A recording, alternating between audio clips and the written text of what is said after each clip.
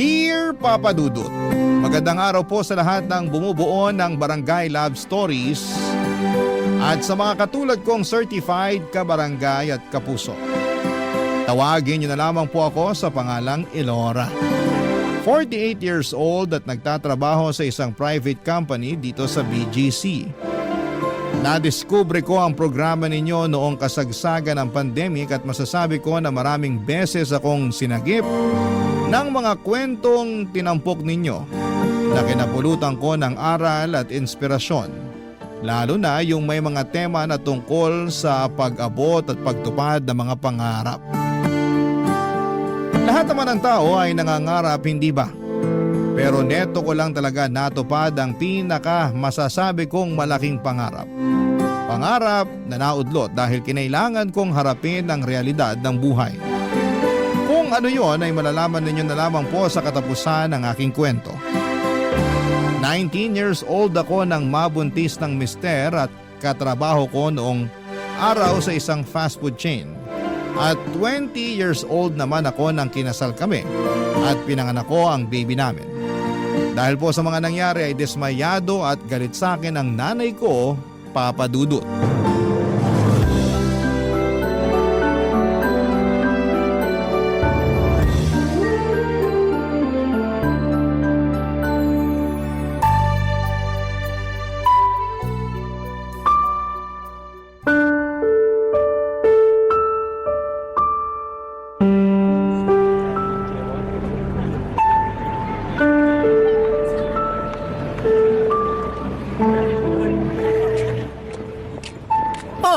Elora, bakit nandito ka sa labas? Nasaan yung anak mo? Nasa duyan po, kakapatulog ko pa lang. Kaya nga lumabas ako dito sa tapat ng bahay para tumambay at nang di ako makapag-ingay sa loob. Kahit anong gawin mong pagtahimik, maingay talaga rito sa lugar natin. Ewan ko ba naman sa'yo? Kung bakit dito pa kayo sa malapit sa ating kumuha ng mauupahan. Halos 2 bahay lang pagitan dun sa tinitirhan natin eh. Ito na po kasi yung pinakamura saka pansamantala lang naman po. Anong pansamantala? Kapag nakapag-ipon-ipon kami ng pera ng asawa ko, baka maghanap kami ng mas maayos na paupahan. Sabi ko sa kanya gusto ko sa 2nd floor kami para hindi malapit sa kalsada. Para di maalikabok at di masyadong maingay. Paano kayo makakaipon? Kapapanganak mo pa lang. Tapos yung mister mo lang ang may trabaho. Hindi ko naman po sinabing ngayon na. Kaya nga po kapag nakapag-ipon. Saka sisikapin ko pong makapagtabi kahit konti sa sweldo ng mister ko para makaipon. Tako! Sa baba ng sweldo ng asawa mo, malabo makapag-ipon kayo. Sobra naman po kayong magsalita. Sinasabi ko lang ang totoo. Sabi mo nga sa akin na ubos yung pera nyo nung nanganak ka. Gawa ng kinailangan pang biyakin niyang tiyan mo. Akala mo kasi siguro biru-biruan lang ang pagbubuntis. Anak-anak kayo, hindi nyo pa naman pala kaya. Hinapos nga kami noon pero nairaos naman yung panganganak ko. Di po ba mas maganda na maayos at ligtas kami ng anak ko? Yung utang namin, mababayaran din po namin yun. Sana nga. Teka, pumunta lang po ba kayo rito sa amin para awayin na naman ako? Ha? Anong awayin pinagsasasabi mo dyan? Hindi kita inaaway Hindi po ba? Sa tono nyo pa lang parang pumunta lang kayo rito para pagalitan na naman ako. Tsaka hindi ako pumunta rito. Napadaan lang ako dyan sa kalsada tapos nakita kita. Galing ako doon sa suki kong karinderya para mangutang ng ulam para sa mga kapatid mo. Wala pa nga kaming almusal. Ito pa lang, damay na rin pati pananghalian. Hindi pa po ba sumusweldo si tatay? Ay, ewan ko doon. Hindi nag-abot sa akin kagabi tapos hanggang ngayon naglalaway pa sa higaan. Gabing-gabi na umuwi tapos lasing pa. Kinapkapan ko yung mga bulsa para maghanap ng pera kaso wala akong nakuha. Gutom na raw mga kapatid mo, sakit na sa ulo ng mga reklamo. Alam mo, kasalanan mo talaga to Ha? Bakit po? Tatanong-tanong ka pa kung hindi ka kumirengkeng ng maaga. Nagpabuntis at nag-asawa, sana may inaabot ka pa rin pera sa akin. Sana nakakakain pa rin kami sa tamang oras ng mga kapatid mo. Hindi yung ganito na pare-pareho kaming nalilipasan ng gutom. Nay naman, huwag niyo naman pong sabihin yan. At bakit hindi? Natutulilig ka na ba sa boses ko at saka papaulit-ulit ko ng sinasabi? Pwes tiisin mo! Kasi habang nabubuhay ako, ulit-ulitin kitang sumbatan. Alam mo namang mahirap lang ang buhay natin at ikaw lang inaasahan ko sa pamilya tapos ganyan? O sino na lang aasahan ko? Malakas pa naman po kayo ni tatay, kaya pwede pa kayong magtrabaho para sa pamilya natin. Saka parang di naman po tama na sa akin yung iasa ang lahat, anak lang naman po ako. Ilang taon na rin ako nagtatrabaho para sa pamilya natin, imbis na nag-aaral sa kolehiyo. Siguro naman sapat na po yun para pagtuunan ko naman ngayon ang sarili kong pamilya. Saan ka naman nakakita ng anak na sinusumbatan ng nanay niya? Buti pa makaalis na nga rito. Nakakasira ka ng araw. Diyan ka na! Papa Dudut, mahirap lang ang pamilyang kinalakhan ko. Kaya nga hindi na ako nakatungtong noon sa kolehiyo at pinili ko na lamang na magtrabaho upang makatulong sa mga magulang ko. 3 kaming magkakapatid at ako ang panganay. Habang naiintindihan ko ang pinanggagalingan ng galit at pagkadismaya ni nanay, ay mali naman na pagsalitaan niya ako ng masama at masakit. Pinanagutan naman ako ng mister ko at hindi tinakasan katulad ng ibang mga lalaki dyan. Alam ko naman kung bakit siya nagkakaganon at iyon nga ay dahil malilimitahan ang perang ibibigay ko sa kanila. Lalo na at meron na kaming sariling pamilya ng mister ko. Masakit sa akin na tratuhin ng ganon ni nanay at may pagkakataon na napaisip ako kung tama ba na nag-asawa ako ng maaga. Siyempre marami pa akong pangarap na gustong matupad para sa pamilya namin. Pero hindi ko na yon magagawa dahil may anak na akong dapat natutukan. Hindi nagtagal ay nagsilang ako ng isang malusog na sanggol na lalaki at makalipas lamang ang 1 taon ay nabuntis na naman ako ng aking asawa at nanganak na naman ang sanggol na babae. Kung tatanungin ninyo kung kumusta ang relasyon namin ni nanay ay masasabi ko na maayos naman. Dahil unti-unti ay natanggap na niya na hindi ko na sila responsibilidad. Mabilis pang lumipas sa mga taon at masasabi ko na naging maayos naman ang pagsasama namin ng mister ko. Siya lang ang nagtatrabaho sa amin samantalang ako ay bahala sa pag-aasikaso sa mga bata at gawaing bahay. Habang tumatagal ay mas minahal ko ang pagiging asawa at ina sa mga anak namin. Masipag at masikap naman ang napangasawa ko. Mula sa pagiging crew sa fast food ay lumipat siya ng ibang trabaho hanggang sa makapasok siya sa isang pribadong kumpanya sa Quezon City. Kaya lang Papa Dudut, taong 2007 nang sinubok ang aming pamilya.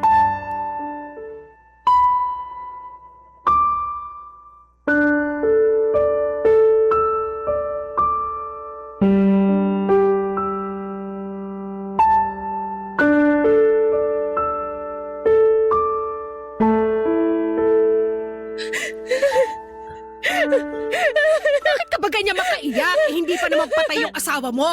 Ingay-ingay mo eh. Paano niyo nasasabi yan? Kailangan ba mamatay muna yung asawa ko bago ako umiyak ng ganito? Hindi naman sa ganun pero baka ganun na nga ang isipin ng mga kapitbahay niyo kasi ganyan ka umiyak. Tsaka natutulog naman ang asawa mo dun sa loob ng bahay niyo. Mamaya magising yung kakapalahong mo dyan. Nay naman eh. Napakaano niyo naman magsalita. Nagsasabi lang ako ng totoo. Hindi ko ihingi ng pasensya ang pagiging prangka ko. Pero hindi tama yung mga sinasabi niyo. Lalo na may pinagdadaanan yung pamilya namin. Lalo na ako.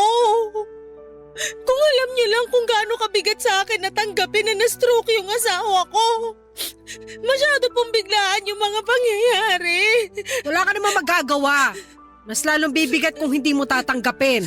Hindi rin naman gagaling agad yung asawa mo eh. Ewan ko sa'yo, Nay. Bakit ka ba kasi naiinis dyan? Hindi po ako naiinis. Hindi raw ay kitang-kita sa reaksyon ng mukha mo. Parang ewan to babaeng to. Ako ba ang pasisinungalingan mo eh, parang hindi kita iniris sa matris ko. Sige po, sasabihin ko na yung totoo. Na naiinis ka sa akin.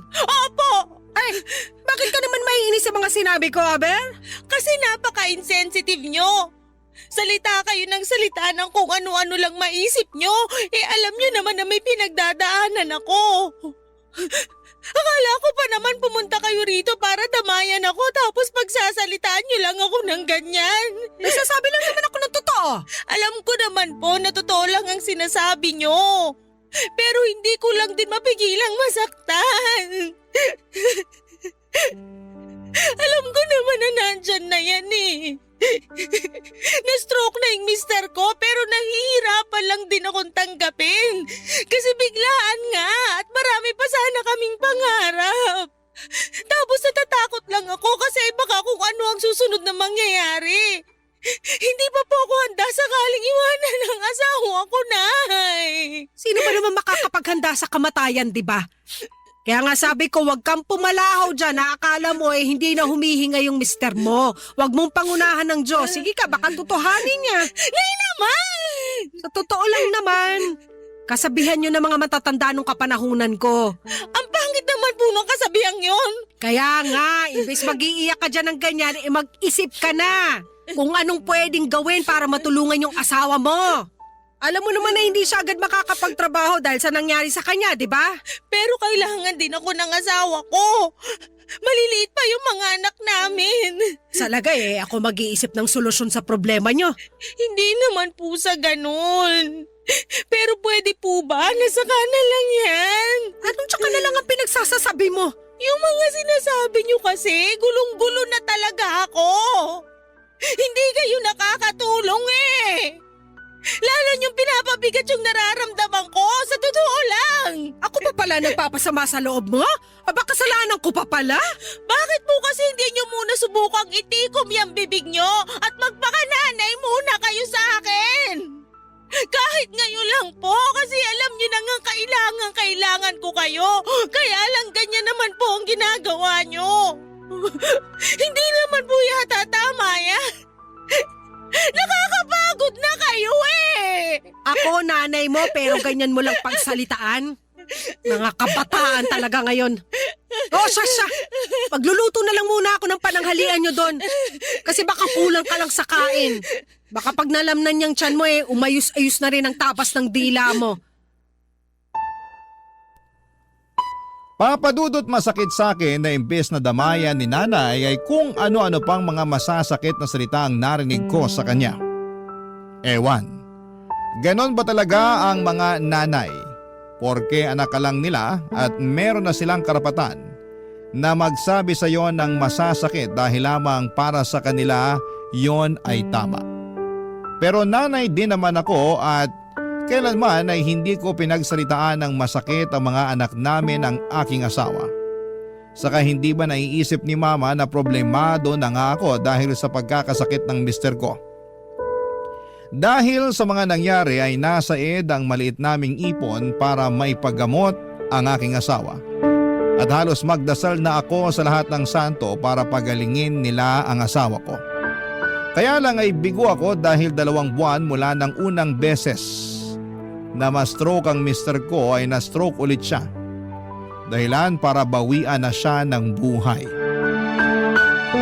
Napakabilis ng mga pangyayari, Papa Dudut, at masasabi ko na hindi ako nakapaghanda. Ang sabi nila ay hinimatay pa nga ako noong binalita sa akin ng doktor na pumanaw na ang mahal kong asawa. At sa edad ko na 30, Papa Dudut, ay maaga akong nabiyuda. Barangay Love Stories. Barangay Love Stories.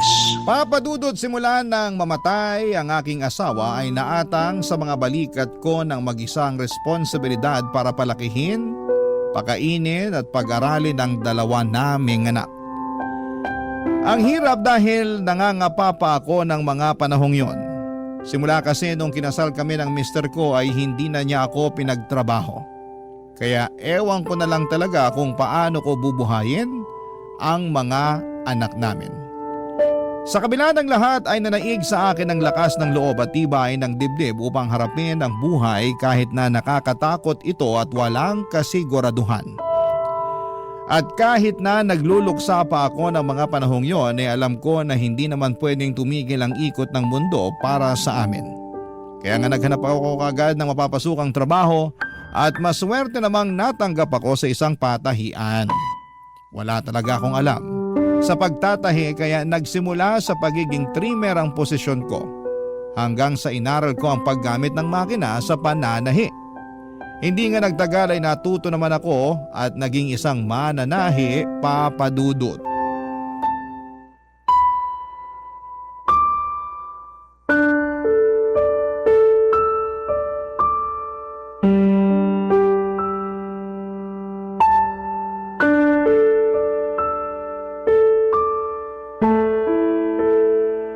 Pwede ko po ba kayong makausap, Nay? Tungkol saan? Tungkol po sa sumbong ng panganay ko sa akin. Ha? At ano naman yung sinumbong niya sa'yo? Na ang sungit-sungit niyo raw po sa kanila ng kapatid niya. Tapos pinapalo niyo na rin po sila. Pinakita po ng anak ko yung braso niya na may bakas ng hanger na mumula. Sus! Hindi naman malakas yun. Masyado lang sensitive yung balat ng anak mo kaya namula. Kami nung pinapalo rin naman pero hindi naman kami nagre-reklamo. Hindi naman po yata tama na ikumpara niyo yung sarili niyo nun sa mga anak ko ngayon. Mali po yun. Anong mali doon? Totoo naman ang mga sinabi ko. Totoo man o hindi, mali pa rin na magkumpara kayo. Yan talaga yung ugali niyo na ayaw ko eh. Hilig niyo magkumpara. Yan din ang ugali mo na ayaw ko. Yung pala sagot sa akin na nanay mo tapos lagi mo pa akong kinokontra. Hindi naman po yun pangungontra. Saka bakit ba pinagtatalunan natin to? Ang tinatanong ko kung bakit kailangan yung pagalitan at paluin ng mga anak ko. Tinatanong pa ba yan? Natural matigas ang ulo at sutel. Kaya tinuturuan ko lang ng leksyon. Para namang hindi ko yung ginagawa sa inyo noon ng mga kapatid mo. Di ba pinagagalitan at pinapalo ko rin naman kayo nung araw? Oo nga po, pero hindi namin pinapalo yung mga anak namin. Kung magagalit kami, hindi rin yung galit na galit. Mas pinagsasabihan namin sila para maisip nila na mali yung ginawa nila. Ako? Alam mo namang hindi uubra sa akin yung ganyan kasi mabilis talaga ako mapikon lalo't paulit-ulit ko nang sinasaway. Hindi naman po pasaway yung mga anak ko. Hindi raw. Bakit?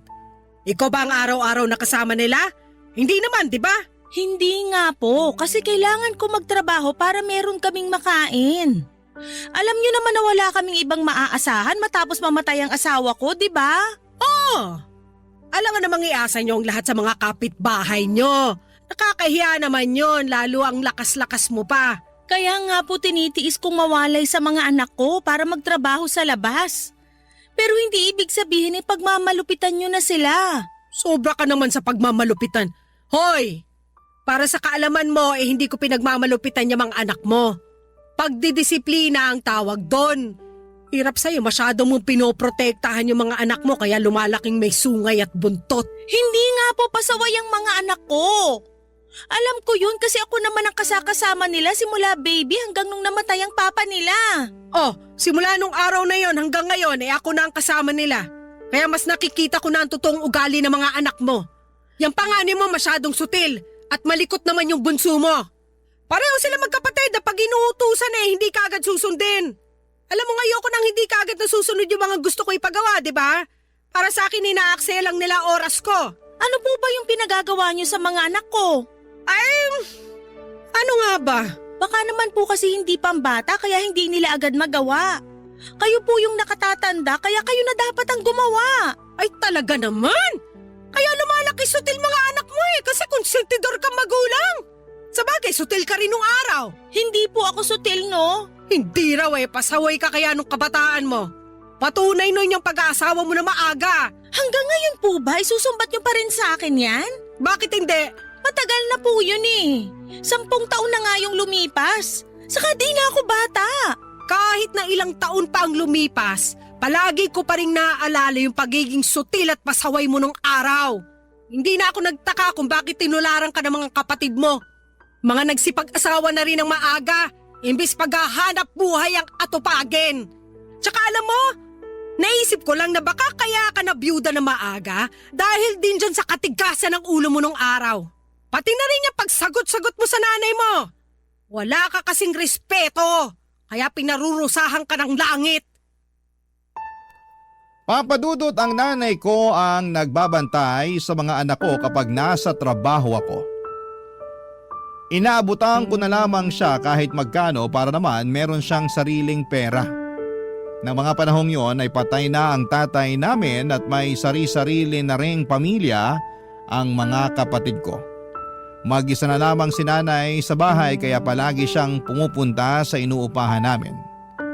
Kahit noon pa man ay may ugali na talaga ang nanay ko at isa na nga doon ng pagiging taklesa at prangka niyang magsalita. Kahit na ako na anak niya ay hindi nakaligtas sa mga masasakit niyang salita. Kaya nga ang sama-sama ng loob ko lalo na nang nalaman ko pa mismo mula sa panganay ko na ginawa rin yon sa kanila ng lola nila. At ang masahol pa ay nasaktan na rin sila nito. Pero ayaw ko namang magtanim ng galit sa nanay ko dahil iniisip ko na lamang na baka tama nga siya tungkol sa pagdidisiplina sa mga anak ko. Kaya nga pinalagpas ko yon at nagpatuloy sa buhay kahit na walang kabilib-bilib sa akin ang nanay ko lalo na sa trabaho ko ng mga panahong yon. Hindi nagtagal taong 2018 nang mapagtapos ko ng pag-aaral ang aking panganay. Proud na proud ako sa aking sarili dahil may napag-graduate na ako sa kolehiyo. At sa wakas ay nagbunga rin ang aking pagsisikap sa pananahi at pagsa-sideline sa pamamagitan ng pagluluto ng almusal tuwing araw ng linggo. Papa Dudut, wala pong pagsidlan ang saya na nararamdaman ko bilang magulang.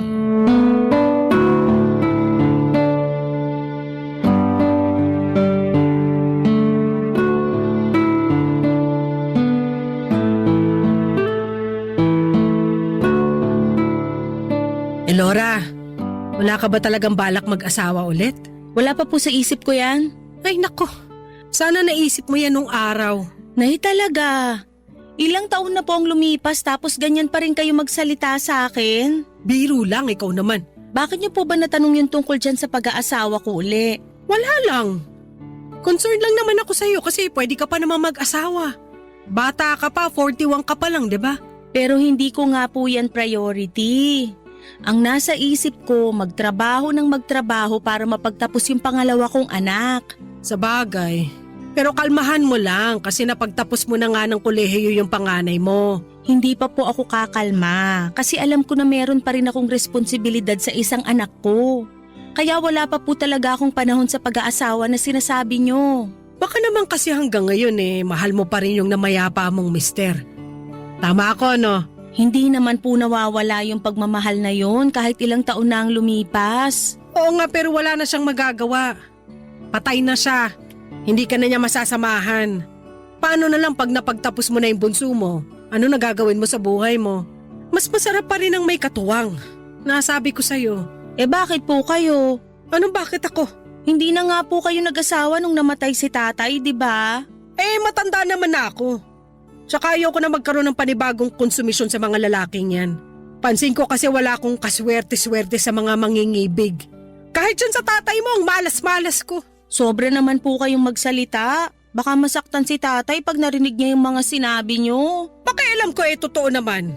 Kaya nga laking ginhawa ko nung namatay siya kasi nabawas-bawasan ang konsumisyon ko. Grabe naman po yun. Sa akin lang naman yun, no? Tsaka nito ko lang napagtanto na buti na rin yun na siya ang unang namatay kesa ako. Tapos namatayan ka pa ng asawa. Sigurado ako na hindi mo rin maaasahan yung tatay mong yun. Lalo na sa pag-aalaga at pagbabantay sa mga anak mo. Baka nga sagutin niyo pa pag-aalaga sa kanya kasi kung ano-anong pinaggagawa sa buhay. Sa bagay. Pero ayaw ko pa rin naman na nawala ng maaga si tatay sa atin.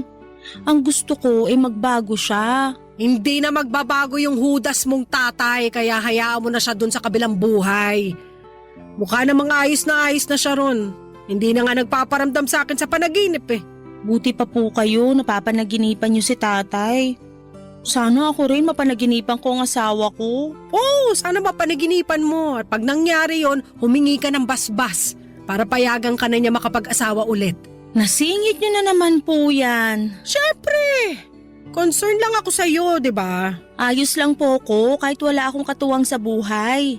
Andiyan naman po yung mga anak ko. Yung mga anak mo magkakaroon din ng sari-sariling buhay. Kaya iiwan ka rin nila balang araw. Katulad ko, tignan mo. Iniwan na ng mga kapatid mo. Buti na lang nandiyan ka pa rin kahit na lagi tayo nagbabangayan mag-ina. Kayo kasi ayaw na ayaw niyong pinagsasabihan kahit kayo naman yung mali. Masyado niyong iniisip na porke mas matanda kayo sa akin palagi na kayo ang tama. Bakit? Hindi ba? Hindi po. Walang perpekto.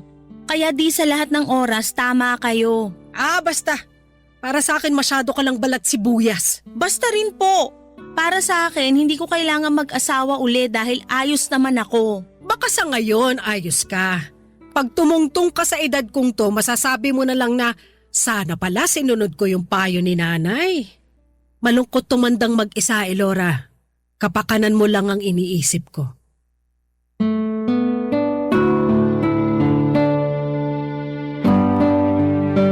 Papadudod, hindi ko po priority ang pag-ibig, lalo at meron pa akong isang anak na pinag-aaral ng mga panahong yon.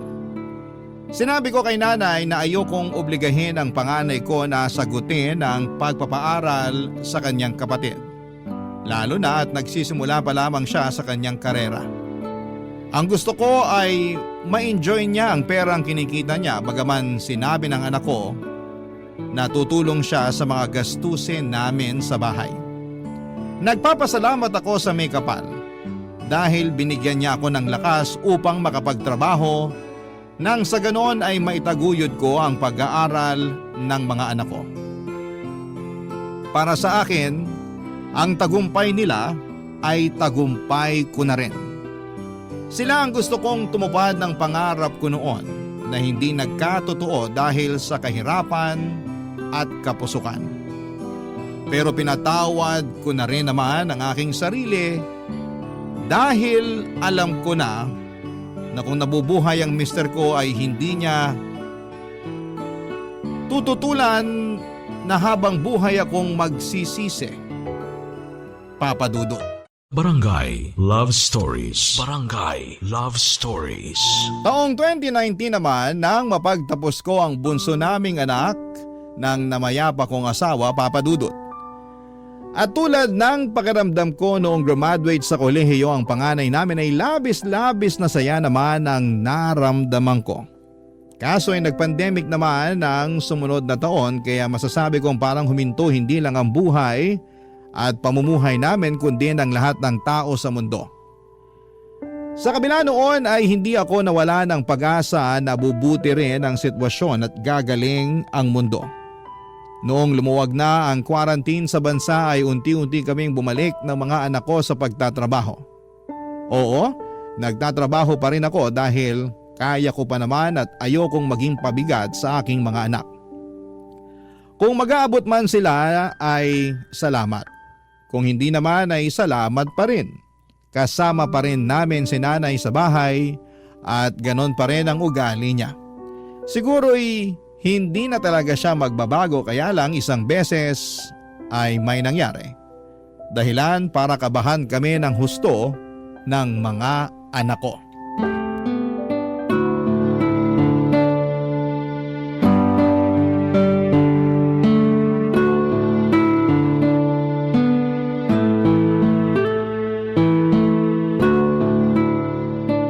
Ay, nako.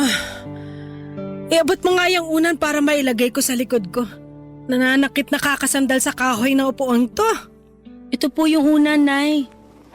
Gusto niyo po ba kumuha ko ng tungtungan para maipatong niyo yung paa niyo? Sige nga at medyo mabigat tong simento. Teka lang po, kukuha ko. Nakita ko po tong maliit na bangko natin na panglaba. Dito niyo na lang po muna patong yung paa niyo. O ilagay mo na dyan sa sahig para maipatong ko na yung paa ko. Sige po. Ayan na po. Dahan-dahan lang. Nakakainis naman kasi. Bakit kailangan pang simentohan yan? Hindi ba yan gagaling ng kusa? Gagaling naman po, pero bumalik ko kasi yung buto nyo, sabi ng doktor. At ang pinakamabisang paraan para mabilis yung paggaling ay isimento. Kapag hindi sinemento yan, magagalaw nyo lang ng magagalaw, kaya di rin gagaling. Pambihira naman kasing buhay to. Sa tanang buhay ko ngayon lang ako nasimentohan ng paa. Kasi naman po kayo. Anong kasi naman ako? Ano bang ginawa ko? Kasalanan ko bang natapilok ako at napasama yung bagsak ko? Kaya bumalik ko ang buto ko sa paa? Hindi naman po sa sinasabi kong kasalanan nyo, pero ang kulit-kulit nyo rin kasi. Ako pa talaga ang makulit ngayon. Opo, kasi kabilin-bilinan namin sa inyo ng mga anak ko na wag kayong lakad ng lakad, gawa ng mahina na nga yung tuhod nyo at mabilis na ring sumakit ang mga paa nyo. Pero di kayo nakinig. Minsan nakikita ko pa po kayo na umaakyat dun sa hagdan ng bahay ng kapitbahay natin para lang makipagchismisan. Ginagawa nyo yun bago mag-pandemic, di ba? Aminin nyo. Gusto ko lang naman makipagkwentuhan, gawa ng nabuburyong ako noon sa bahay ko. O tapos nag-pandemic naman, kaya lalo akong wala makausap. Maganda pa nga nung ECQ kasi lahat tayo dito lang sa bahay. Ngayon lumuwag-luwag ng kaunti, pero balik trabaho naman ulit kayo. Wala na akong kasama rito sa bahay. Ay, alam nyo, naisip ko nga po yan. Dapat meron pa rin kayong kasama rito kasi paano na lang kung may mangyari uli sa inyo, 'di ba? Ano pa bang mangyayari sa akin hindi pa naman ako mamamatay? Hindi ko naman po sinabing mamamatay na kayo. Para kasing ganun ang punto mo. Hoy, para sa kaalaman mo malakas pa ako sa kalabaw. Siguro nga po, pero may pagkalampa pa rin kayo. Napakawalang niya mo talagang babae ka. Pasalamat kasi mentado pa ako kaya hindi ako makatayo para sa bunutang ka. Wag na nga po kayong bayolente dyan, baka tumaas pa ang presyon nyo, ewan ko na lang talaga. Ikaw lang naman ang nagpapataas ng presyon ko. Grabe naman, tagal-tagal na po natin nagsasama, di pa kayo nasanay sa akin? Hindi talaga ako masasanay sa kasutilan at pagiging palasagot mo. Pero seryoso po, Nay, magpagaling kayo. Alam nyo naman na nasa pandemic pa rin tayo kaya nakakatakot magkasakit. Tingnan nyo, ang hirap magpagamot kasi kailangan magpa-swab test para lang makasigurado na wala kayong COVID. Oo nga Nasundot patuloy ang ilong ko. Ang sakit pala nun. Kaya nga mag-focus kayo sa pagpapagaling nyo at iwasan ang pagiging makulit at pasaway. Hanip ka rin talaga no. Nanay mo ko pero kung sabihan mo ko ng makulit at pasaway. Oo lang ang gusto kong marinig sa inyo, Nay. Oo na, magpapagaling ako. Huwag ka na mag-alala sa akin. Aasahan ko po yan. Pangako, pag gumaling na kayo at mas maging maluwag ang quarantine, ipapasyal namin kayo ng mga apo nyo. Talaga? Saan? Secret po muna. Ay, kainis ka talaga. Papadudot habang tumatagal, ay lumalakas ang pag-asa ko na unti-unting mawawala ang pandemya. Yun din kasi ang gabi-gabi kong panalangin sa may kapal bukod sa ingatan niya palagi ang aking pamilya. Masasabi ko na sa kabila ng nakakatakot na pangyayaring yon at walang kasiguraduhang bukas, ay hindi ako nawala ng pag-asa. Nang mga panahong yon, ay hindi na po ako bumalik sa pabrikang pinapasukan ko bilang mananahi. Inabala ko na lamang po ang sarili ko sa pagtitinda ng mga ulam at merienda na pina-order namin online at dinideliver ng door to door. At saka napag-isip-isip ko rin na kailangan ako ng nanay ko sa bahay upang meron na siyang kasakasama. Katulong ko rin si nanay sa negosyo namin at kahit na mahirap dahil napaka-kontrabida niya sa mga diskarte ko, ay masasabi ko na masaya at kontento ako sa aming ginagawa. Kumbaga ay libangan na lang namin yon kasi nga ay wala na rin naman akong anak na pinag-aaral. Isang araw ay nagkaroon kami ng masinsinang pag-uusap ni nanay tungkol sa mga plano ko sa buhay. Kinumusta niya kasi ako at muli na naman niyang tinanong kung may balak pa ba akong mag-asawa, lalo na at bata pa naman ako ng mga panahong yon, Papa Dudut.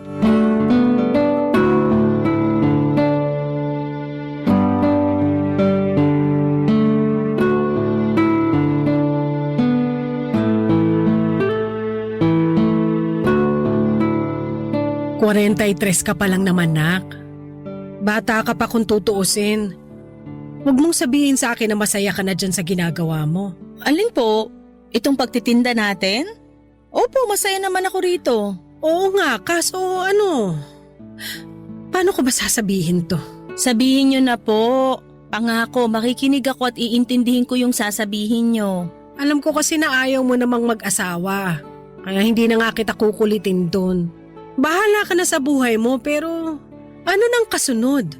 Hanggang tumanda ka, gusto mo na lang magluto ng ulam at mga merienda? Wala naman po sigurong masama doon. Wala nga, may sinabi ba ako? Wala po. Ang punto ko rito wala ka na bang ibang pangarap? Naisip ko na mas hawak mo na ang buhay mo ngayon. Kasi napagtapos mo naman na ng pag-aaral yung mga anak mo.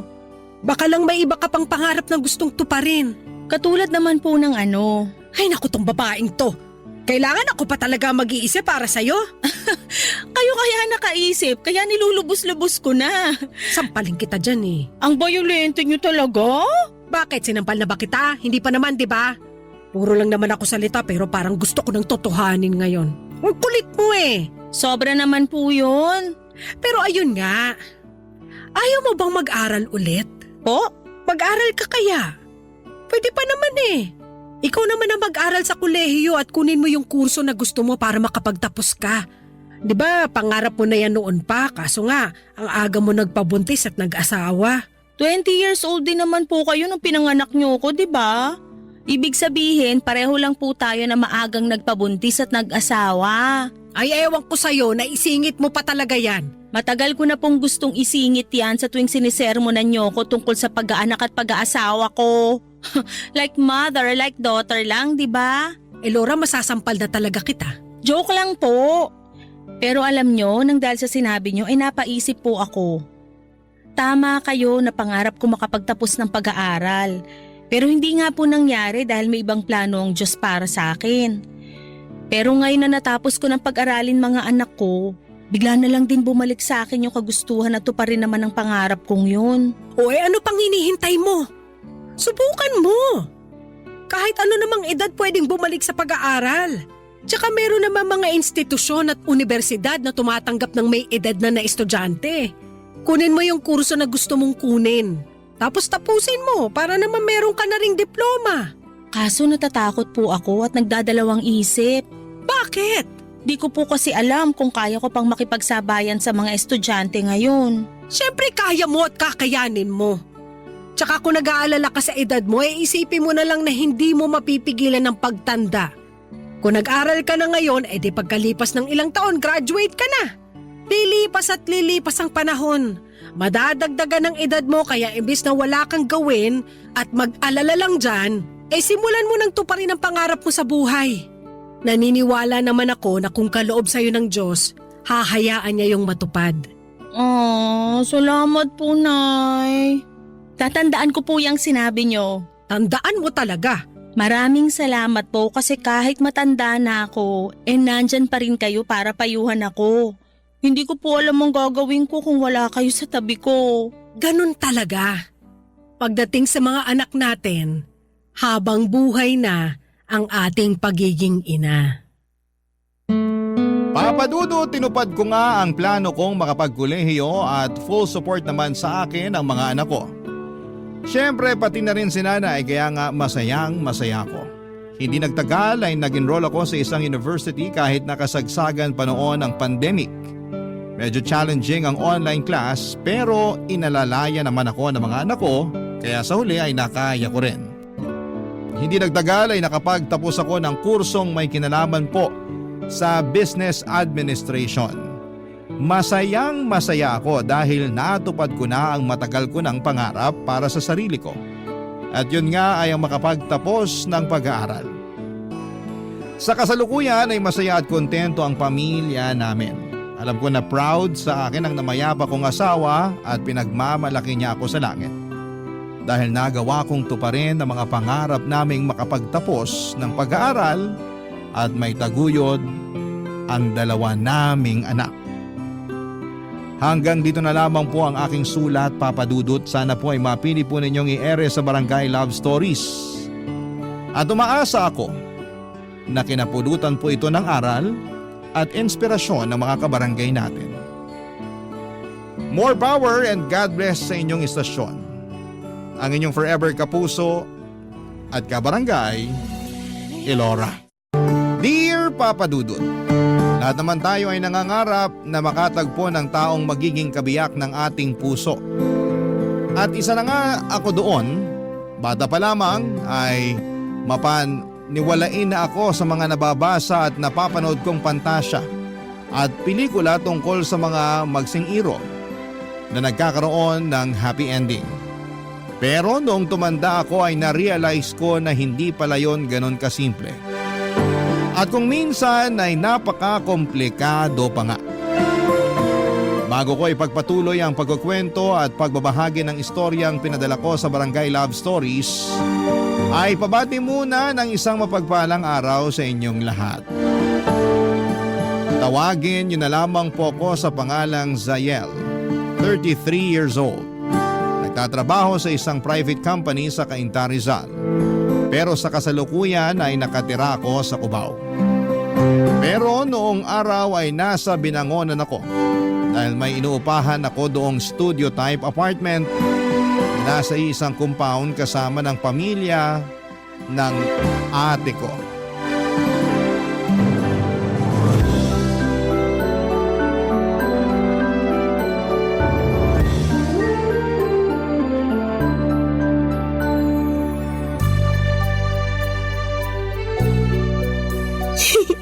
Ayun na nga ate, nagugustuhan ko na siya.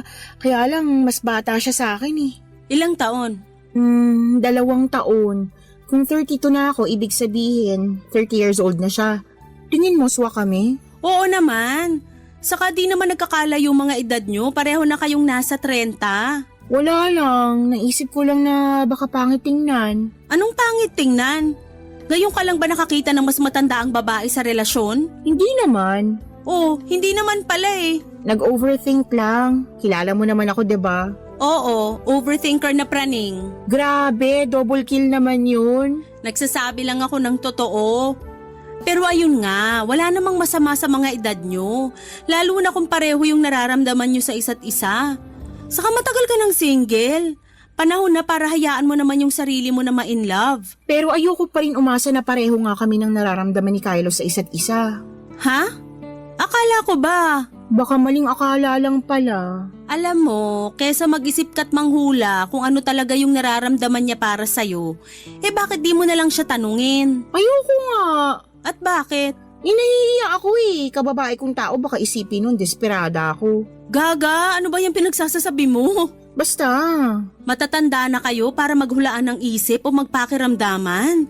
May mga bibig naman kayo para gamitin sa pagsasalita. Saka na, kapag nakapag-ipon na ako ng lakas ng loob na tanungin siya.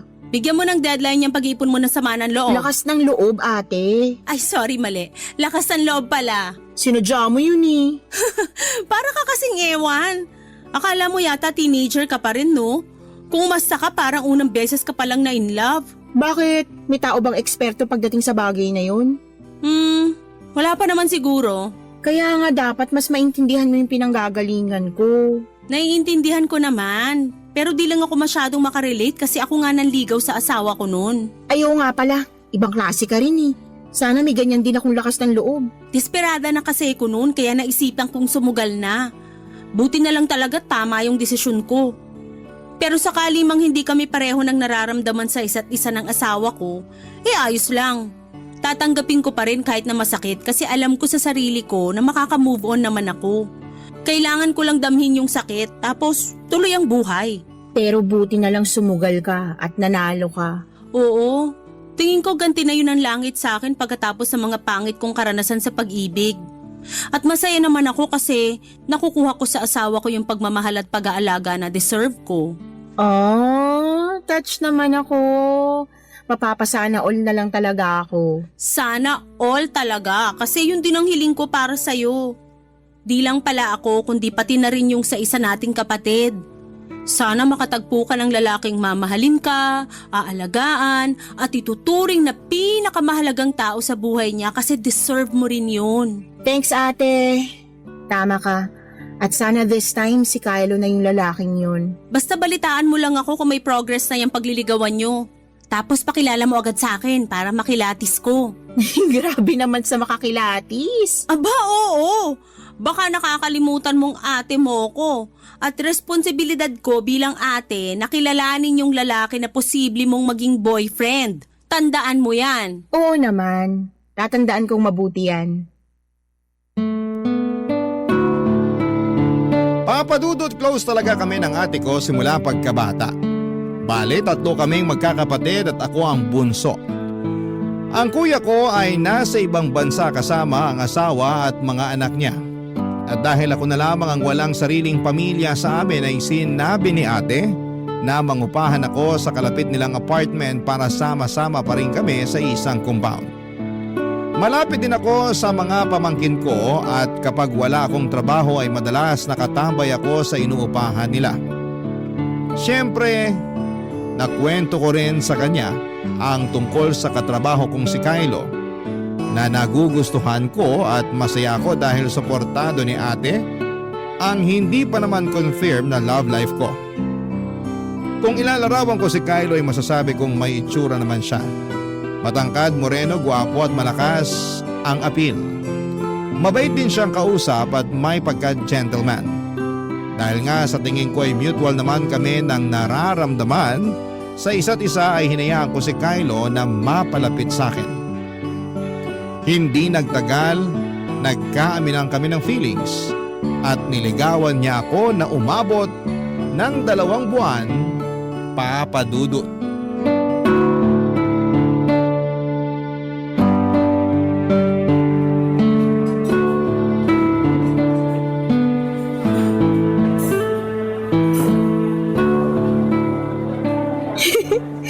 Nasurpresa mo talaga ako sa pa-dinner date mo na to, ha? Mabuti naman kung ganon. Gustong gusto ko kasi talaga na sinosorpresa ka eh. Hindi ka naman nagminti simula nung niligawan mo ko hanggang ngayon. Thank you. Kasi ramdam ko na mahalaga at saka espesyal ako sa'yo. Yun talaga ang goal ko. Yung maparamdam sa'yo na mahalaga ka. Na espesyal ka. Maraming salamat sa pagbigay mo sa akin ng chance na ligawan ka. 2 months mo na rin ako nililigawan. Curious lang ako. Hindi ka ba nagsasawa o napapagod? Bakit naman ako magsasawa? Basta may kinalaman sa'yo, hindi ako mapapagod. Hindi naman sa nilalahat ko pero karamihan kasi sa mga lalaki nadi-discourage na sa panliligaw kapag inabot na ng 2 buwan tapos tingin nila wala pa rin silang syansa na sasagutin ng nililigawan nila. Siguro hindi lang nila ganun kagusto yung nililigawan nila. Naniniwala kasi ako na kapag gusto talaga ng lalaki yung babae, hindi siya susuko hanggang maging sila. Gets ko naman kung bakit karamihan sa mga lalaki sumusuko sa panliligaw. Siyempre, kung alam mo na wala ka ng chance dun sa babae, unfair naman din sa'yo kung itutuloy mo pa yung panliligaw mo. May punto ka. Ang sakit nun Masakit talaga, pero mas masakit kung patatagalin mo pa. Kaya dapat sinasabi din ng babae kung may chance ba yung lalaki na magustuhan niya para hindi niya na masayang yung oras ng tao. Baka kasi di talaga sila para sa isa't isa at merong ibang babae na nakalaan para dun sa naliligaw sa kanya. Yun bang babae na kayang ibalik yung pagmamahal na binibigay niya? Napaisip tuloy ako kung may pag-asa ba talaga ako sa'yo o wala. Ikaw kasi, pinunto mo pa na 2 buwan na kitang nililigawan pero nandito pa rin tayo sa stage na to. Yun nga yung gusto ko rin sana pag-usapan natin ngayon. Teka, sandali. Bakit bigla ka atang sumeryoso dyan? Kalmahan mo lang. Sa totoo lang, kalmado naman ako kanina eh. Ngayon, pinagpapawisan na tuloy yung kilikili ko sa kaba. Kaya nga kalmahan mo lang kasi mag-uusap lang naman tayo. Kung sasabihin mo na tumigil na ako sa panliligaw sa'yo kasi wala akong pag-asa, problema yan. Bakit naman? Hindi pa kasi ako handa na marinig yan eh. Yun talaga yung dahilan kung bakit ako sobrang kinakabahan. Uy, wag ka namang ganyan. Nabigla ako. Hindi ko lang napaghandaan na dito mauuwi yung date natin ngayon. Sorry, pero I think dapat mo na rin kasing malaman yung feelings ko. Okay. Pero bago mo sabihin lahat ng mga gusto mong sabihin, pwede bang ako muna magsalita? Pwede naman. Kung talagang hindi tayo para sa isa't isa, gusto ko lang malaman mo na naging mahalagang parte ka ng buhay ko. At kahit kailan, hindi ko pagsisisihan na niligawan kita. Sinabi ko sa sarili ko na sigurado na ako sa nararamdaman ko para sa'yo eh. Lalo ngayon na hindi na lang kita basta gusto. Sa loob ng 2 buwan, mas lumalim pa to. Pwedeng hindi ka maniwala, pwede ka rin mabigla. Zayel, mahal na kita. Pero huwag ka mag-alala. Kung hanggang dito lang talaga tayo, handa ako na tanggapin yun. Irerespeto ko yung magiging desisyon mo. Basta masaya na ako na mahal kita. Kahit hindi mo na yun suklian pa. Thank you, Kylo. Oh, umiiyak ka ba? Oo, kasi natouch ako sa sinabi mo. Huwag ka nang umiyak. Sinusubukan ko pero kilala mo naman ako mababaw ang luha eh. Pigilan mo na yung pag-iyak mo. Sulitin na lang natin tong araw na to. Oo, yan din naman ang gusto ko. Yung masulit natin yung araw na to hindi bilang nililigawan mo at manliligaw ko kasi tayo na. Ha? Hindi ko nasundan yun. Ano ibig mong sabihin? Sabi ko tayo na, sinasagot na kita. Totoo ba yan? Oo, yun talagang gusto kong sabihin sa'yo kanina pa. Pasensya ka na kung akala mo gusto lang kitang patigilin sa panliligaw sa akin na. Sa totoo lang, oo. Gusto na kitang patigilin kasi sinasagot na kita. Papa Dudut, hindi si Kylo ang first boyfriend ko pero siya na lang ulit siya na lang ulit makalipas ang ilang taon na pagiging single ko. Kaya nga noong binalita ko kay ate na kami na ay sobrang saya niya. Masaya rin ang kuya ko na nasa abroad dahil matagal na rin niya akong hinahanapan ng makakarelasyon. Nirereto pa nga niya ako sa ilan niyang kakilalang afam pero ako lang yung may ayaw. Sa Pinoy pa rin talaga ang puso ko at sa pagkakataong yon ay nakay Kylo na nga. Walang araw na lumipas na hindi kami naging masaya ni Kylo. At kahit na nga nasa 30s na kami ay pakiramdam namin ay bumalik kami sa aming early 20s. Sabagay wala namang edad kapag na-in-love ka. At hindi naman yon naging issue sa amin ni Kylo. Basta masaya kami ng mga panahong yon sa piling ng isa't isa. At laking pasasalamat ko sa Diyos dahil dininig niya ang panalangin kong matagpuan na ang lalaking magiging kabiyak ng aking puso, Papa Dudut. Barangay Love Stories. Barangay Love Stories. Papa Dudut, dalawa na ang nakarelasyon ko noon bago si Kylo at parehong hindi rin naman nagtagal. Yung una ay 6 na buwan lang at yung pangalawa ay 1 taon at kalahati. Kaya nga hindi niyo ako masisisi kung bahagya akong natroma sa pag-ibig. Pero gusto ko pa rin namang makakilala ng lalaking mamahalin ko at kung loloobin ay siya na ring makakasama ko sa panghabang buhay. Kaya nga masaya at nagagalak ang puso ko nang dumating sa piling ko si Kylo. Fast forward, naging masaya ang unang 2 buwan namin bilang magkasintahan. At kahit na hindi pa nga kami nagtatagal ay naisip ko na siya na ang lalaking gusto kong makasama bilang aking asawa at tatay ng mga anak namin. Hindi ko alam, Papa Dudut, pareho pala kami ng iniisip at nakumpirma ko lamang yon noong niyaya ako ni Kylo na makipag-live-in na sa kanya. Pero alanganin pa rin ako dahil hindi ko pa naman nasubukan ang bagay na yon. Buti na lamang to the rescue sa akin si ate para magbigay ng advice.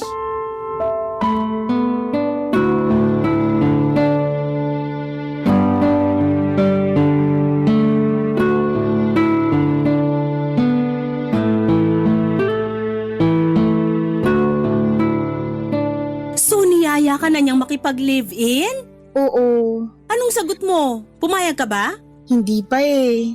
Ngik, bakit hindi pa? Dapat ba mayag agad ako? Oo, chance mo na yan para makasama siya sa iisang bubong. Okay lang ba yun? Paano okay lang ba yung pinagsasasabi mo dyan? Natumira sa iisang bubong kahit hindi kasal. Well, hindi siya okay kung masyado kang relihiyoso. Like, sagrado ang tingin mo sa kasal. Pero sa panahon natin ngayon, usong-uso na yung pakikipag-live-in. Kaya tingin ko, wala namang masama dun. Sa kakagandahan niyan, mas makikilala mo ng husto yung ugali ng isang tao nang hindi mo kailangang matali sa kanya kasi kasal na kayo. Sa bagay. Di ba nag-live-in muna kayo ng husband mo ng 1 taon bago kayo nagpakasal? Oo, at dun ko na sigurado na siya na talaga yung lalaki na gusto kong pakasalan at makasama habang buhay. Ay, nakakatuwa naman. Kaya huwag ka matakot na makipag-live-in kay Kylo. May tiwala ka naman sa kanya, di ba? Oo, meron. Tinatrato ka naman niya ng maayos. Tinatanong pa ba yan? Sagutin mo na lang. Syempre naman. At mahal niyo ang isa't isa, tama? Tama ate. Saka malaki na kayo, kayang-kaya niyo na yung mga sarili niyo. Kaya ano pang hinihintay niyo? Magsama na kayo. Kaso iniisip ko pa lang yung paglipat ko sa apartment niya sa Cubao, napapagod na ako eh. Tsaka pag nandun na ako, hindi ko na kayo madalas makikita ng mga pamangkin ko. Hay nako, pwede ka naman dumalaw dito o kami yung dadalaw sa'yo dun sa inyo pag may time. Hindi mo kailangang malungkot kasi ganun talaga ang buhay. Yung isa nga nating kapatid kinakaya yung buhay sa abroad na malayo sa atin eh. Okay naman sila ng pamilya niya. Oo, malungkot at nakakapanibago pero parte talaga yan ang pagbuo mo ng sarili mong buhay. Hindi naman porke doon ka natitira sa Cubao hindi na tayo pwedeng magkita uli. Baka nakakalimutan mong ilang split at tumbling ka lang naman sa amin. Salamat ate. Salamat sa lahat kasi kahit na malaki na tayo, lalo na ako, bunsong-bunso pa rin talaga yung trato mo sa akin. Kayo ni kuya. Tingnan mo nga, niyaya mo pa akong tumira dito sa compound nyo para may kasama pa rin ako kahit na nakabukod na ako. Siyempre, nangako ko kina nanay at tatay na aalagaan ko kayo ng mga kapatid ko, lalo ka na. Kaya kahit na tumanda ka na, tumungtong ka man ng 30 o higit pa, ikaw pa rin yung bunso namin. Salamat ulit. Walang anuman. So ano, nakapag-decide ka na ba na makikipag-live-in ka na kay Kylo? Oo. Gusto ko rin naman subukan. Tsaka para matuto din ako sa buhay na may kinakasama. Okay yan. Basta huwag kang matakot. Kung kailangan mo ng payo, alam mo na kung sino ang taong pwede mong lapitan. Sige ate, salamat sa assurance.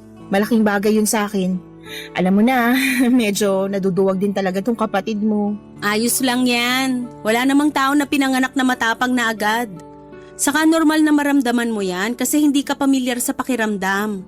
Kumbaga, kaya tayo natatakot at nagdadalawang isip na gawin ang isang bagay kasi hindi pa natin alam. Lahat naman tayo nagsisimula na walang alam hanggang unti-unti na nating matutunan. Iba ka talaga mag-advise on point. Dati ka bang advisor sa past life mo? Hindi. Pero marami na akong karanasan na pwede kong i-share sa'yo kaya nakakapagpayo na ako. Pero syempre, karamihan sa mga karanasang yun, hindi ko natutunan sa madaling paraan. Papadudot malaki ang naitulong na mga payo ni ate upang maging bukas ang isipan ko tungkol sa pakikipag-live-in. Aminado ako na may pagkasinaunang tawa ko pagdating sa bagay na yon pero dahil wala namang masama, ay lumakas ang loob ko na tanggapin ang alok ni Kylo na magsama na kami sa iisang bubong. May punto rin naman ang ate ko na kung gusto kong makilala ng husto ang boyfriend ko, ay tama na manirahan kami ng magkasama. Hindi nagtagal ay umalis ako sa apartment na inuupahan ko para makisama kay Kylo sa nirerentahan niya sa Cubao. At kahit na malayo yon sa pinapasukan naming opisina na nasa Cainta, ay wala namang kaso dahil may motorsiklo naman ang boyfriend ko na ginagamit namin papasok sa trabaho at pauwi na rin. Siguro kung may ikinalungkot lamang ako sa paglipat kong yon, sa inuupahan ni Kylo ay walang iba kundi ang napalayo ako kay ate at sa mga pamangkin ko. Pero paminsan-minsan ay bumibisita pa rin ako sa kanila sa Binangonan, Rizal. Mabilis na lumipas ang 2 buwan at sa pagpapatuloy ng pagsasama namin ni Kylo, ay may ilang bagay akong natuklasan sa kanya, Papa Dudut.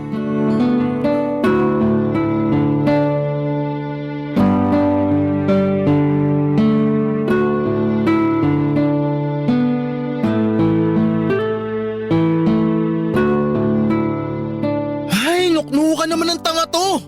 Pabuhat ka na nga, hindi ka pa marunong dumiskarting tatanga-tanga ka. Sino ba kasi nagsabi na pasalihin tong inutil na to sa team namin? Ay, nakakawalang gana.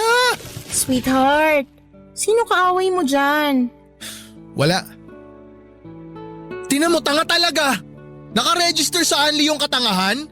Bobo. Ay, ano ba yan? Sino ba yung kaaway mo? Nakakagulat ka eh. Bakit ba ang dami mong tanong? Di mo ba nakikita na naglalaro ako? Istorbo ka eh. Ako pa talagang istorbo ay kararating ko lang. Buwisit! Sana kasi tumahimik ka na lang eh. Ang dami mo kasing dada eh. Natalo tuloy kami. Aba, inaano ko yung laro nyo? Tanga na nga yung kakampi ko, putak ka pa ng putak dyan. Nagsanib puwersa yung bunganga mo tsaka yung utak niyang gamunggo. Kaya kami natalo. Importante pa naman yung game na yon. Mali naman yata na sisihin mo ko sa nangyari. Eh wala naman akong kaalam-alam dyan. Sabi ko nga kararating ko lang galing sa labas eh. Lumabas ka? Saan ka galing? Anong saan ako galing? Huwag mong sagutin ng tanong yung tanong. Uulitin ko ha. Saan ka nang galing? Ay, kita mo tong taong to. Napaka-sarkastiko mo ha. Sagutin mo na lang kasi yung tanong ko. Saan ka nang galing? Anong ginawa mo sa labas? Bumili ako ng ulam natin. Magtatanghali na kaya tapos wala akong maluto dyan sa kusina. Kaya naisipan ko lumabas na lang. Lumabas ka pala tapos di ka man lang nagsabi. Nagpasabay sana ako sa'yo ng soft drinks. Nagsabi ako no. Tumango ko pa nga eh. Pero hindi mo ko tiningnan kasi kulang na lang dumikit na yung mata mo dyan sa cellphone mo. Tsaka napakahilig mo sa soft drink. Matakot ka nga. Baka magkasakit ka sa kakainom mo dyan. Pati ba naman yung pag-inom ko nun sinisita mo? Hindi ko sinisita no. Pero napansin ko lang naman kaya pinagsasabihan kita. Hoy, security guard ka ba? Di mo kailangan bantayan yung pag-inom ko ng soft drinks ha. Huwag kang ang ano. Ikaw ang wag ano. Masyado ka. Bahala ka na nga kung gusto mong mapaaga pagdadialysis mo. Buti pa, kakain na lang ako kaysa kausapin ka. Kanina pa kumakalam tong tiyan ko. Ay teka sandali. Ano na naman ba yun? Bakit ikaw lang yung kakain? Di mo ba ako yayayain? Nagugutom na rin ako. Wow, nagugutom ka rin pala? Akala ko kasi hindi eh. Dahil mas prioridad mo pa yung paglalaro mo. Pangit mo rin kausap eh no? Para kang tanga. Ikaw yung parang tanga dyan. Mapagpatol ka rin at madaldal. Daig mo pa yung mga babae sa dami ng sinasabi mo. Malamang gagamitin ko yung bibig ko para sabihin lahat ng mga pangit na napupuna ko sa'yo. So, hindi ka naman perfect. Kaya tigil-tigilan mo yung pagiging intrimitida mo. Ano sinabi mo? Sa labas, mamayang 3:30 may parada ng mga bingi. Pwede kang sumali. Para kang ewan. Ano ba yung binili mong ulam? Aha? Ito ba? Sinigang na baboy. Nananadya ka ba? Alam mo naman di ako kumakain ng baboy, di ba? Hala, sorry. Nakalimutan ko. Anong ulamin ko kung yan lang binili mo? Hindi ko alam. Wala nang kahit na ano dyan sa kusina natin kasi hindi pa tayo nakakapag-grocery. Siguro umorder ka na lang muna ng gusto mong kainin. Ayoko. Nagtitipid nga ako tapos pa-orderin mo ako. Kita mong mahal ng mga pagkain online. Madalas talaga may pagkasintu-sintu ka eh, no? Kasalanan mo to. Paano naging kasalanan ko? Kasalanan mo kasi makakalimutin ka. Tsaka bakit parang wala kang gagawin para ayusin yung problema? Bumili ka ng ulam ko. Ano? Panonoorin lang kitang kumain? Lumabas ka na ron. Bilisan mo.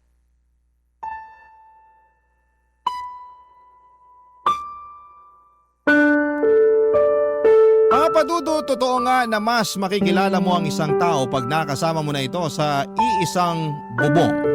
At yun ang eksaktong nangyari matapos ang halos 2 buwan naming pagli-live-in ni Kylo.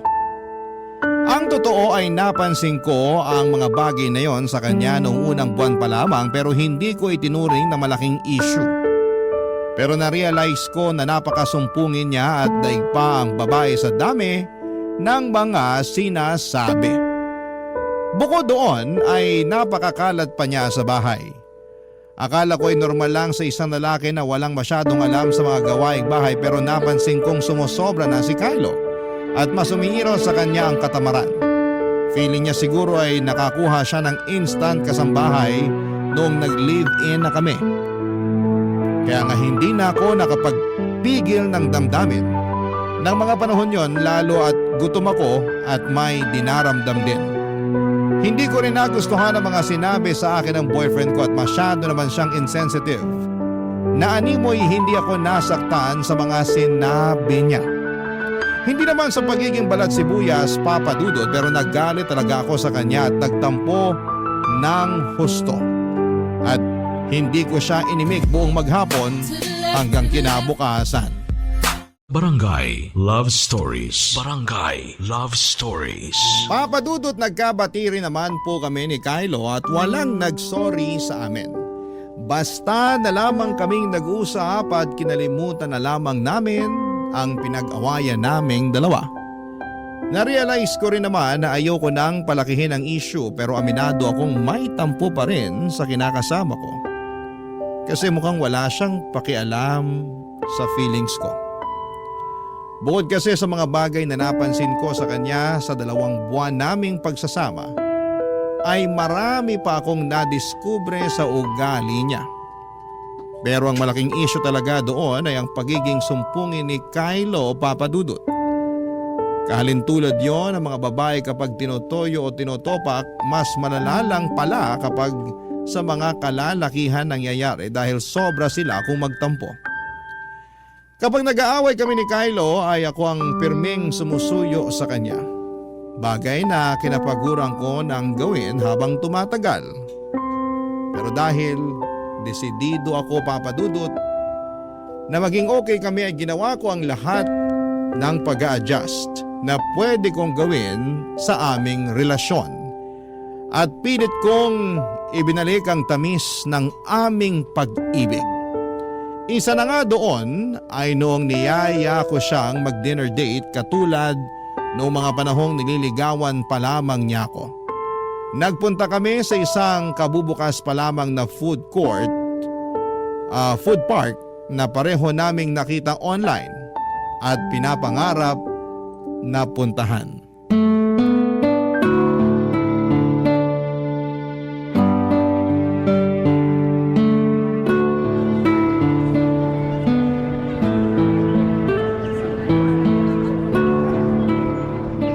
Bakit hindi mo yata ginagalaw yung chicken inasal mo? Akala ko ba nagkikrave ka dyan kanina? Kanina yun. Nung nasa harap ko na, nawalan na ako ng gana. Ha? Paano naman nangyari yun? Di ko alam. Basta ganun eh. Siguro kasi di na siya ganun kasarap sa paningin ko. Hindi tulad sa picture nito sa tarpaulin. Mukhang malinamnam, mukhang juicy. Pero sa personal tinan mo, mukhang dry. Tsaka mukhang makunat pa sa goma yung texture nitong petso. Ay, ganun. Nakakalungkot naman pala. Isa pa to, hindi rin masarap tong kape na in-order mo. Paano hindi masarap? Halos maubos mo na nga. Pinilit ko na lang ubusin, sayang eh. Pero lasang pinaghugasan ng bigas to. Kaya napaisip ako, kape ba talaga to o Wala ring lasa yung hinalong gatas. Sayang lang binayad natin. Sana pala nagtubig na lang ako. Okay naman yung inumin ko. Pati yung pagkain ko ayos naman. Hindi kasing sarap sa mga kinakainan nating restaurant pero pwede na. Tsaka hindi na rin naman masama. So ano? Sinasabi mo na sinungaling ako? Kylo naman. Kylo naman! Ubusin mo na lang yung mga in-order mo. Di yung nag-iinarte ka pa dyan. Sinasaway lang kita kasi pinagtitinginan na tayo ng mga tao.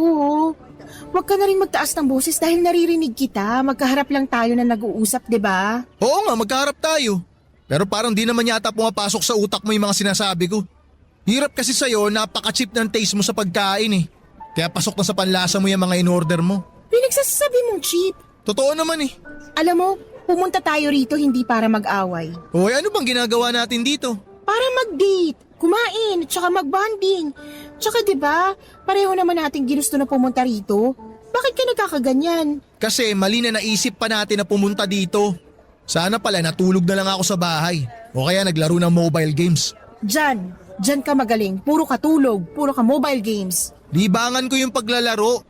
Tsaka matutulog ako kasi gusto ko magpahinga. Pagod ako sa trabaho eh. Natural lang naman na magpahinga, di ba? Computer nga pinagpapahinga eh. Sana yun na lang paglalaro mo at pagtulong mong ginawa mo kasi mukhang mas mahalaga pa sa'yo yung mga yun kaysa sa akin eh. Wow! Umabot ka na sa katsipan na yan? Pinagseselosan mo yung pagmo-mobile games at pagtulog ko? Ang wild nun ah. Ewan ko sa'yo. Di nga. Nagtatampo ka na niyan? He, wag mo nga akong gayahin. Huwag mo nga akong gayahin. Kylo naman. Kylo naman. Ganyan pala gusto mo ah. Sige, mag-asaran tayong ungas ka. Ba't mo ako tinawag na ungas? Bakit mo ko tinawag na ungas? Isa, Zayel. Isa, Zael. Akala mo siguro nakikipagbiroan pa ako sa'yo ha? Akala mo siguro nakikipagbiroan pa ako sa'yo ah. Buraot ka? Ayaw mo talagang tumigil? Di ba iwan ka dito mag-isa? Saan ka pupunta? Uuwi na. Nakakabanas kang kasama eh. Baka mamaya ano pang magawa ko dahil sa pagkairita ko sa'yo. Ikaw kaya yung nauna. Wala kang pake. Uuwi na ako.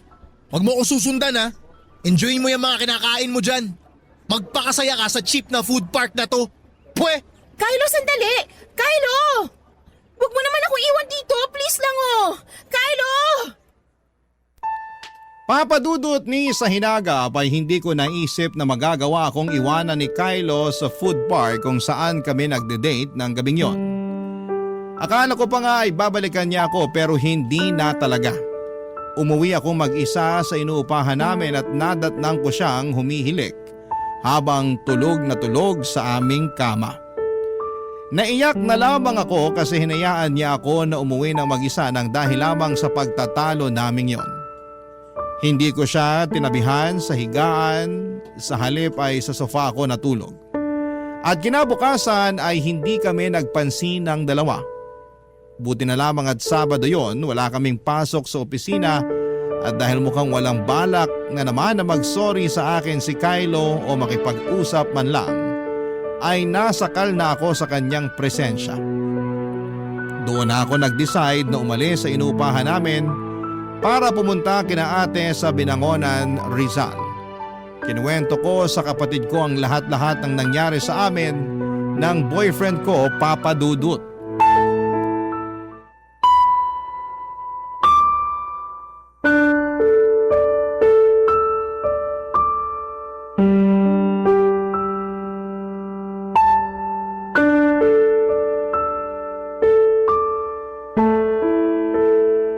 Talaga?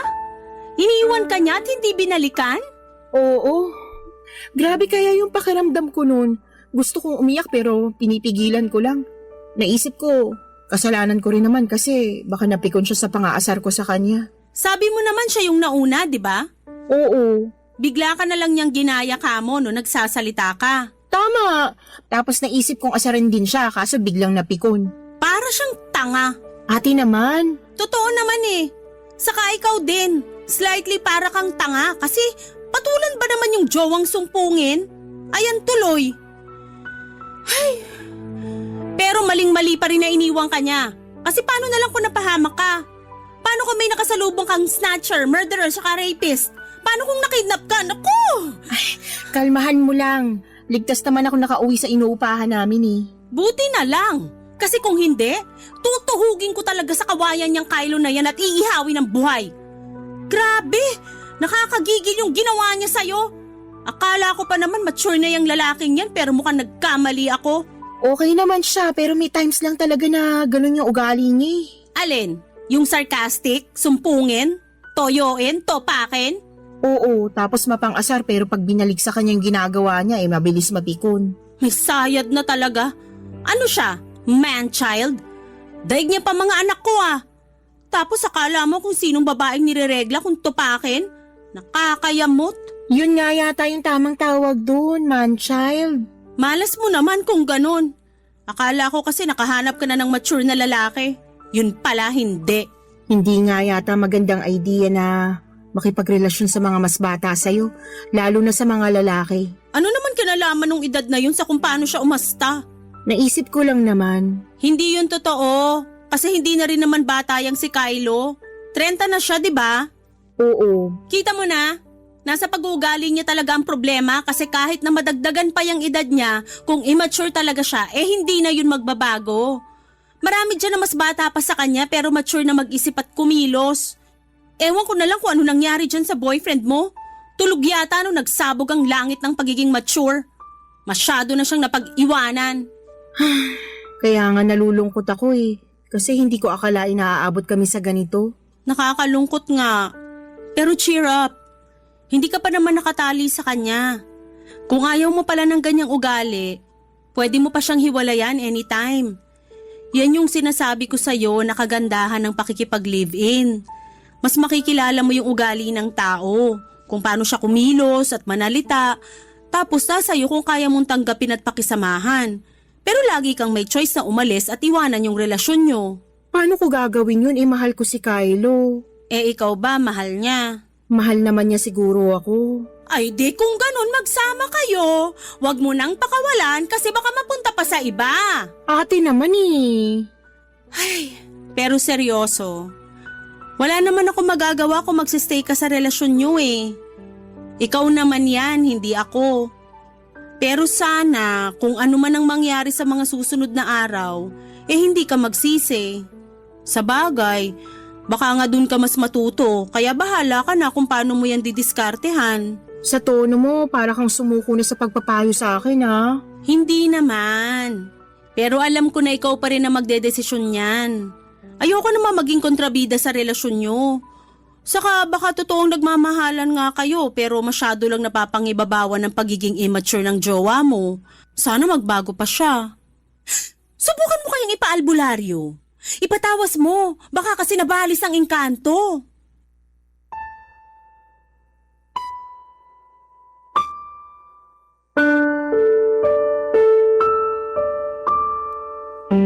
Papadudot na pailing na lamang ako sa suggestion ni ate kahit na alam kong nagbibiro lamang siya at nang aasar.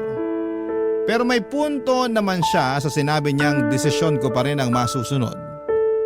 Totoo rin naman na mahal ko pa rin si Kylo at ayoko na yun lang ang maging rason kung bakit ko siya hihiwalayan. Kaya lang ay nasa isip ko pa rin yung pang-iiwan niya sa akin noon. At yung takot ng ate ko na posible akong napahamak. Buti na lang at ligtas pa rin akong nakauwi sa inuupahan namin. Marami po akong what if sa relasyon namin ni Kylo. What if ulitin niya yung ginawa niyang yon? At sa mas malalayong lugar na niya ako iwanan. What if magkasakitan na kami kasi masyado siyang mapagpatol at marami pang iba? Nagwo-worry ako para sa kaligtasan ko sa aming relasyon at sa kinabukasan namin bilang magkasintahan. Napapaisip ako kung magbabago pa ba si Kylo o ako na lang talaga ang mag-a-adjust sa amin. Sana po ay matulungan ako ng mga kabarangay kung ano ang dapat kong gawin. Hanggang dito na lamang po ang sulat ko, Papa Dudut. Maraming salamat sakaling mapili po ninyong i-ere sa Barangay Love Stories. Sana po'y mapayuhan ako ng mga kabarangay natin. Malaking bagay kasi yon para sa tulad kong nalilito ang puso. God bless and more power sa inyong istasyon. Ang inyong forever kapuso at kabarangay, Zayel.